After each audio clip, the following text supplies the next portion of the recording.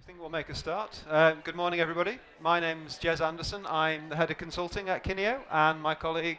Hi, I'm Steve Mackenzie. I'm a solutions consultant at Kineo. And the next half an hour or so, we're going to walk through a little bit of our perspective, a little bit of reflection on how we see the world of digital learning going, especially in context of thinking around individual and personal leadership around that. So it's a bit of a retrospective, if you like. It's to think about how technology has changed, how we're supporting technology going forward, and so the sort of questions that our clients are coming back to us with at the moment, and how we're starting to explore answering those questions with those clients. So hopefully there's some food for thought during the next half hour. It gives you an opportunity to think about the progress that you're making within your organisations or personally as a practitioner. But it gives an opportunity just to reflect and to think about how technology is changing the face of learning. So, just to kick off with, I'm going to do a little bit of a pop quiz. So if you look at those three points down there, and I'm going to ask you just do it in your head, okay? It would have been nice to do a nice interactive thing, but I know what the Wi-Fi is like in these places, and it takes us longer to do that. So just have a think about it. When you're thinking about living in a digital world, which one are you? Quick show of hands. Who's number one? Okay. Number two? Any twos? Number three? And a three. Any threes? So we've got a lot of sitting on the fence at the moment, which is fine. That's okay. And hectic mornings, meetings, you've misplaced your phone, urgently need a contact. Where are you? Are you number one? Number two or number three? And finally, another system. How do you feel about it? One, two or three? So, just as a little reflection, if you scored more than one, it's got one of the Sunday sort of paper feels to this, I'm sorry. But if you scored one, you're a devotee. How many digital devotees do we have in the room? Excellent, that's good. Digital survivors? A couple. Any dodgers? Feels quite Dickensian having the digital dodger. But the reality of it is that we're all living and facing technology, and it's how do we integrate technology as part of our lives and also part of our practices in L&D. Who's in the driving seat? Digital technologies have come a long way. Did you know, and this sort of fact blew my head away a little bit, it was only 2007 that the first iPhone was released. So that's 12 years ago. And you think about how we've changed in 12 years, or how we access information as a result of that has totally transformed not only how we personally operate, but how we work as well, in terms of technology and in terms of expectations. And I think that's the backdrop against which people are working in now, is that changing nature of learning, that changing nature of knowledge and how people acquire it. Who drives it though? Does technology drive it or do we drive it? So is technology in the driving seat itself? Has it taken over and are we just following behind? Or do we drive it? Do we make the choices? Do we make the decisions? Quick show of hands, who drives it? Technology, or do we as practitioners drive it? Hands up for technology. Hands up for us. Okay, I'll see if I can change your mind by the end of this. My sense on it is, it tends to be technology is driving change. We have seen how we can utilize technology since the Industrial Revolution. And it took years and years to change working practices as a result. But our lives have become slowly easier over that period of time. And as I say, in the last 12 years, with the introduction of smart technologies, things have accelerated and changed dramatically. So in some ways you could argue that actually technology now is driving how we behave and how we perform and how we expect to access information, access knowledge, how we expect to be treated, how we expect to learn and develop and grow new skills. You know, how many people here use YouTube when they've got a problem to solve? Quite a few. It's that classic thing that now you don't really need the knowledge. All you need is the ability to be able to search the knowledge. And that's the backdrop against which we're facing in terms of learning. And it's the backdrop against which organisations such as ourselves and everybody else in this room is also facing. How do we utilise the technology in the best possible way to support learning? Anybody seen this curve before? It's not uncommon, and these change curves are quite reflective. But interestingly for me, it's about this whole thing around our ability as humans to adapt to change and where technology has been. And over time, technology is speeded up and accelerated to the point now where we're behind and we're lagging. So unless we take some ownership and take some responsibility for how we utilise digital technologies, for thinking about how we can integrate them better into our work lives and into our lives, it will take over. It will continue to drive us, and we will get left behind, and especially from a learning perspective.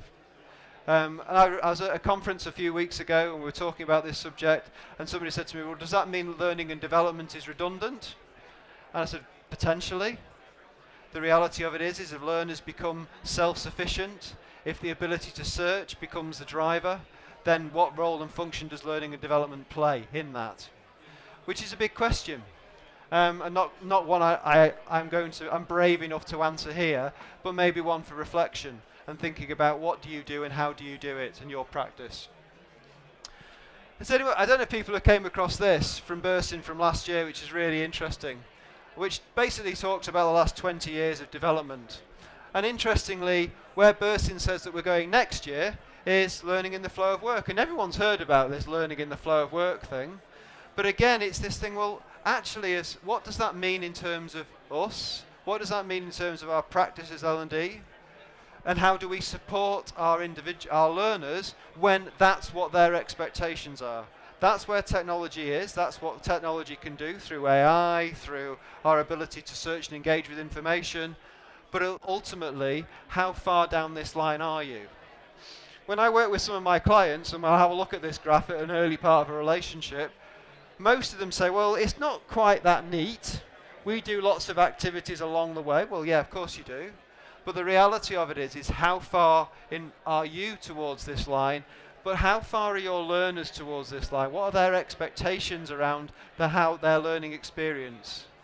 And how well does your support and your technology enable them to do that? So again, some more questions to think about. We sort of looked at this in terms of power. And we spent quite a lot of time thinking about the changing nature of learning and the changing nature of social learning in particular, where this came from. And what we've noticed and what we're seeing in terms of what's effective and what's ineffective around learning, especially around from a social perspective, is the ability of organisations to balance and recognise the needs of their learners against the needs of their organisation. And getting that power relationship right. So those people that might have experienced unfacilitated social learning, where you're just given a platform, hey, we've got Yammer, isn't that great? Everyone go and use it. And nobody uses it. Nobody, might use it in a very small sense, but no one really uses it. Or alternately, we just don't do it. We just don't do social because it means letting go of things, and we can't trust that people will say the right stuff and what are they going to do and how are they going to do it. Now, much like how people and organisations learn, it's about making some choices around what is the most appropriate in terms of that learning pattern and learning approach for you as an organisation. Unfortunately, we're in a world now where you can make lots of different choices. There's lots of technology offers out there. There's lots of ways of creating a learning environment which will fit your learners' needs. And you might have heard, and I'm sure everybody has heard, when we talk about learning ecosystems. And everyone talks about ecosystems. Everyone says, oh, they've got the best ecosystem. Well, my argument and our argument is that the principles of an ecosystem are thus: flexible and adaptable. So you must be able to flex and use the system to meet your needs, to meet the needs of your learners, not the needs of the system, not the needs of the technology, but the needs of the learner. It must be modular. You can bolt in and bolt out. You'll be able to shift it and move around. If you can't do that, then it's not an ecosystem. The reality of it is ecosystems develop based on the need to produce the end result. And it's producing that end result in the best possible way. Easy to use for the learner's point of view.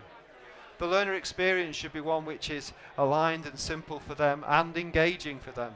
We're seeing it more and more that actually the learner experience at the front end is the most important thing. When I talk to my clients about what are the key principles of any design they want to do, it's the learner experience that comes out. Of course they want good content and they want the good ability to search that content and store it and record, but the reality, the learner doesn't want to see that. The learner's not interested. They just want a good positive learning experience. It should be personalised. We all know that. We're all hearing personalisation. But that's where AI comes in and looking at the ability to be able to search based on people's preferences. And collaborative. Increasingly looking at social and how to build and develop those social cultures within organisations that are so important to sharing knowledge, to building knowledge. How do you create those communities of practice using a technology base? So Steve is going to just talk through some of those technologies that we support, but also just give you a little bit of an insight and maybe some food for thought about where you're headed and what's your direction of travel around meeting those needs. Thanks, Jez. So, as Jez said, those are the principles upon which we define a learning ecosystem. So your learning ecosystem, there's no kind of fixed structure, but it could have these three levels, if you like. So you've got the experience layer, and as Jez was saying earlier, that's so important really for people to really have a great experience, to be able to search, to get recommendations, to really get into it. And then through a single sign-on, we're getting into the content layer where you've got those various applications which might be linked together, or they might be quite discrete. And then the third part is you've got the data layer, okay, which is so important. So you're tracking the use of those individual components, which you might augment with other things about your performance of your business. So you could do it on sales figures or feedback or something like that. So those are the three levels, if you like, in a learning ecosystem. What does that look like? Now, this isn't supposed to be kind of a shopping list or anything like that. It's just a feel of how it could look. Again, you've got those three levels through there, and then some suggestions about particular things that people include within their ecosystems. Coming back to this data layer, so important really, that you're tracking that data and making informed decisions really about the operation and structure of your learning ecosystem, and be prepared to do something with that data, to make changes based on what you're recording at that level. As you can see, that it tracks back round to the top. It's a loop really to inform how your whole learning ecosystem is operating. Darwin, in his On the Origin of Species, 1859, said something along these lines: it's not the strongest of the species that survive, nor indeed the most intelligent. It's the one that's the most adaptable to change. And repeatedly we're seeing at the moment, it's that ability to respond quickly to changing business requirements and prioritizations, and supporting them through learning, where people are making good progress and actually bringing about some really effective change within their organization. So that's having an impact both on learning and development teams, but also us as digital training providers as well. It's everywhere. So if we kind of get into this a little bit more detail, and I've highlighted here 5 possible elements within a learning ecosystem. And again, I must kind of stress, this is not supposed to be the things you must get. These are things that you could consider in there.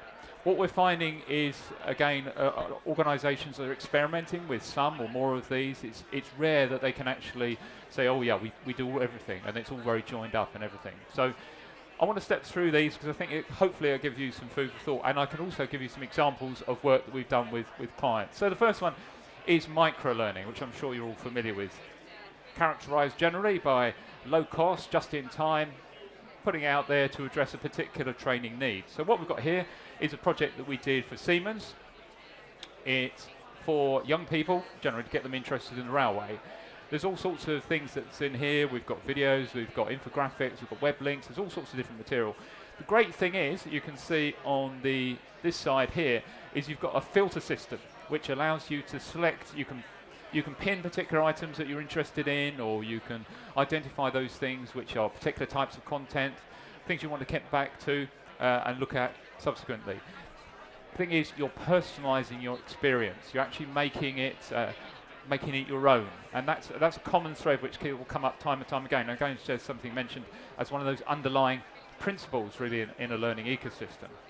So the second one up is curated content. There's a lot of great content out there, whether that's on the internet, intranet, something like that.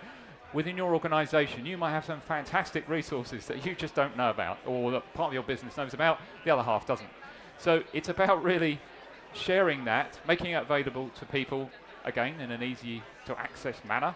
This is work that we did for Cat Marine, the shipping people, and it was put together by experts within their business. They had a wealth of great material, and this was put together for sales teams around the world. Again, because they had so much good material, we had to provide some filtering, but they just really didn't know what they had, and they've been able to reuse that, and also going through this whole exercise allowed them to assess whether those aspects were really effective or a little bit out of date and needed to be renewed.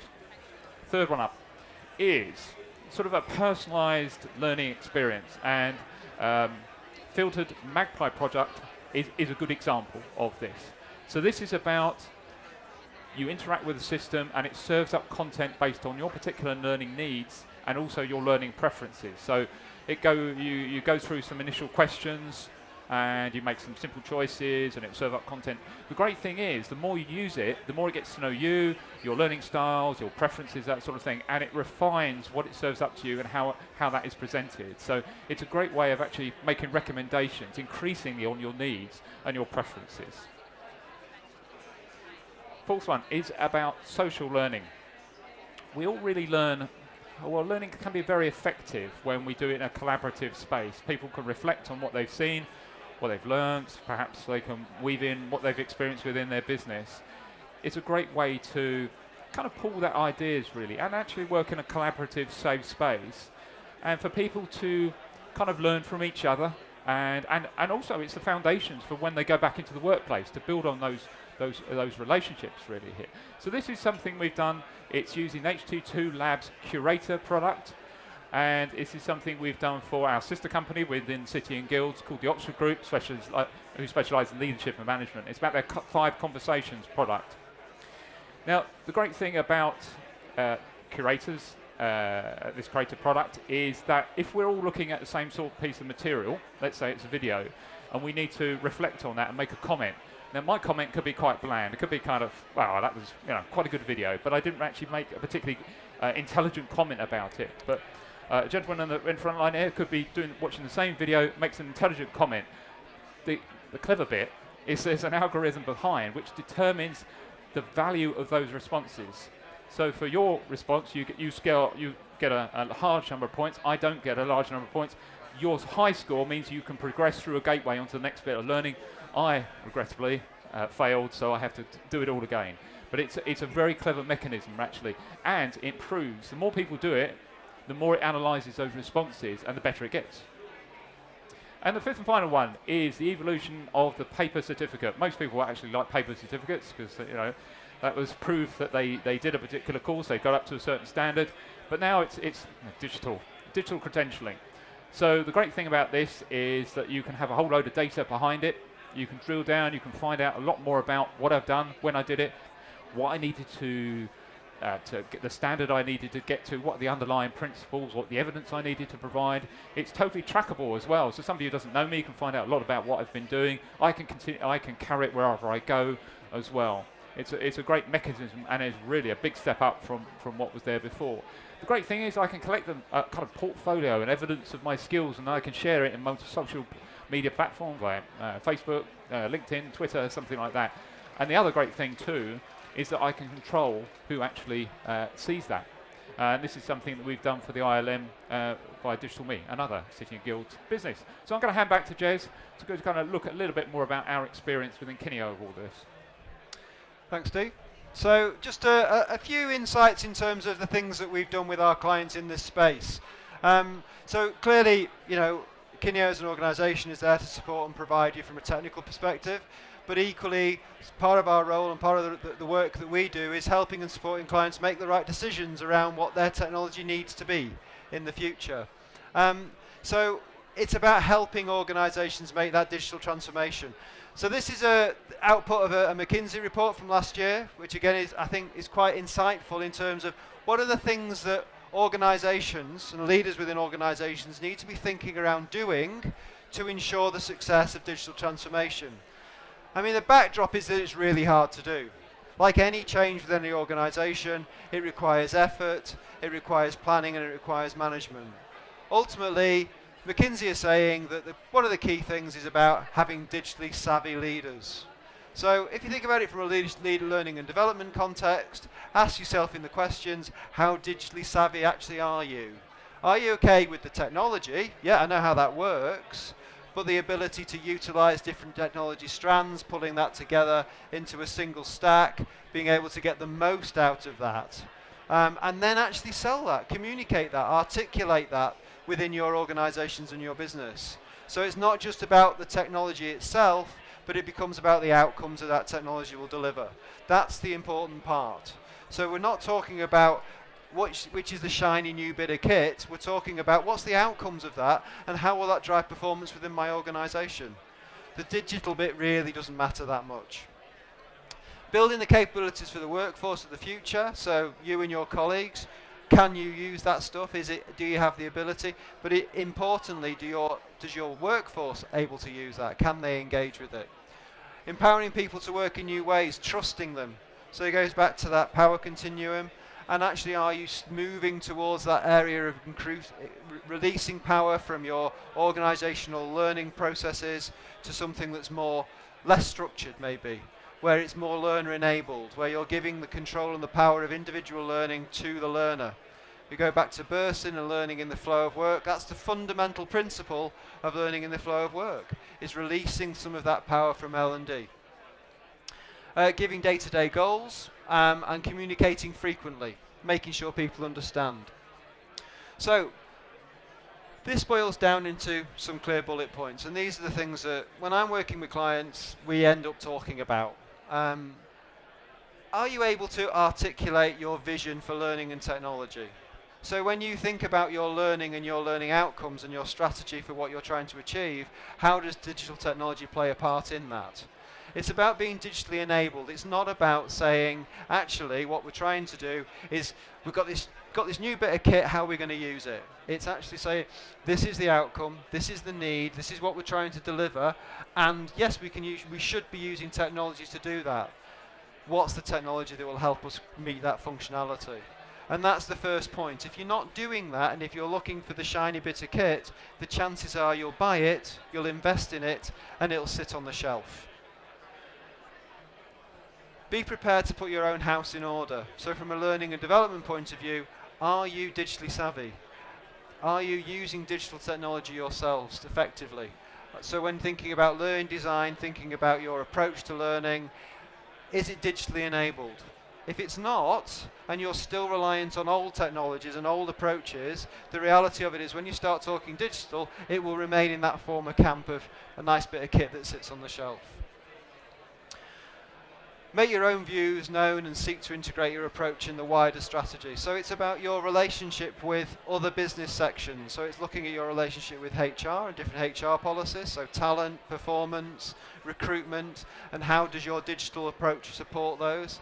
But equally, it's also looking at data that's available through the business. Can you track data in terms of performance from a business unit as a result of what you've been doing within learning and development, and how can technology and the data layer that we talk about help you do that? Harness the value of social, individual enabled learning cultures. So are you actually empowering and trusting your staff to take ownership for themselves? So your role shifts away from deliverers to facilitators, towards curation of knowledge and content versus the owner and the teacher of it. So it's about this big shift that's happening, or revolution, in the role of learning and development. I've been in it for over 20 years, and the reality of it is, if I think about when I started with an OHP and a textbook, to where it is now, it's very, very different. And what a learner expects and how a learner wants to learn is completely different. So do we reflect that? Review, identify, adopt, integrate, and retire technologies. So not be afraid to say it's reached the end of its usefulness, but be always having a mind on that next vision. But as I say, the key is, go back to number one, does that fit as part of your overall vision for learning and development and technology? Not just, oh, I went to learn tech, and I was talking to so-and-so, and they said this is the great next big thing, and we want to buy it, and we want to invest it. Why? Why do you want to do that? What benefit will that drive? How will that help you deliver an output? If it doesn't deliver an output, it doesn't fit with your strategy, then why are you buying it? So, it's again a core question. And develop the capabilities and capacity necessary to measure and support the impact that you're having. So as L&D, our roles increasingly should be about how do we support our business performance. We all know that. But it's how can the technologies that we're using as L&D start to generate the data which will then help us understand how we're having that performance in data terms, in black and white data terms. And are they capable of doing that? And that increasingly is a question that we're trying to answer, and that our organisations and our clients are asking us. So in some ways it's a bit of watch this space on that. So it's not just about being able to develop data, it's being able to use that data and use that data insightfully. So just to close, final quote from Mr. Burson. For me, this is about change, as Steve says, and it's about your role in terms of change and how you choose as an organisation or as an individual within that organisation to lead that change, and what can you be doing to support that. And it's not about the technology, it's about the way that we think about the technology that's the important bit. So technology is great and it's a real enabler, but the reality of it is it's how do we think and use that technology to support what we're trying to achieve, which is the important part to remember. Just as a bit of a throwaway, we've just published a new, or our sister company, the Oxford Group, have just published a new piece of research which you might be interested in. If you want to take a photograph of the link, please do. Which is looking at leader skills and the psychological safety of changing workplaces. So it's quite an interesting and probably timely when we think about the impact that technology is having on our workforces, and as leaders within those organisations and within those environments, how do we best support them? So thank you very much for your time. I hope that it has created maybe some questions for you in your mind and give you some opportunity to reflect and think. If you want to talk to us about some shiny new kit, we're on stand 31. But if you want to come and have a chat about learning, we're also on stand 31. Thank you very much.